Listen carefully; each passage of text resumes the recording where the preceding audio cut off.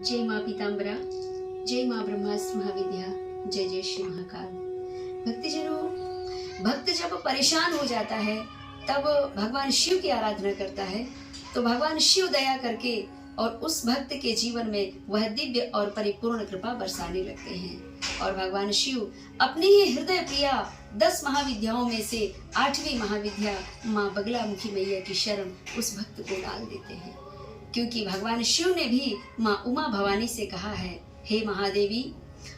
मेरे भक्त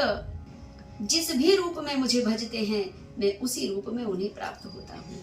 लेकिन प्रारब्ध के अनुसार उनके जीवन में अनेक कष्टों को भोगना लिखा है, भयानक घोर कष्ट को भोगना लिखा है। ऐसी परिस्थिति में तुम ही उन भक्तों का सहारा बनोगी देवी।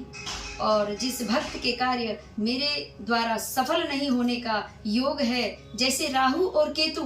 जिन भक्त के जीवन में लग जाते हैं उन्हें केवल और केवल महाकाल ही बचा सकते हैं, लेकिन कभी कभी यह राहु और केतु नाम के राक्षस हैं, वे भगवान शिव से कहते हैं, भगवान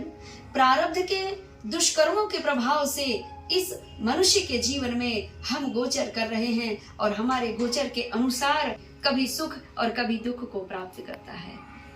और अब यह घोर कष्ट में जा रहा है तो जो भक्त के जीवन में भयानक काल जैसा दोष भी व्याप रहा है और वह भक्त भगवान शिव की आराधना करता है, भगवान शिव से गुहार लगाता है, तो भगवान शिव महाकाल स्वरूप उस भक्त को प्राप्त होकर के, महाकाल के स्वरूप में प्राप्त होकर के महाकाल स्वयं ब्रह्मास्त्र की शरण में डाल देते हैं। और माँ भगवती ब्रह्मास्त्र महाविद्या, माँ बगलामुखी मैया और बाबा महाकाल जब दोनों की कृपा दृष्टि उस साधक, उस भक्त के जीवन में प्राप्त होती है, वह भक्ति प्राप्त होती है, तो सर्व कष्टों से वह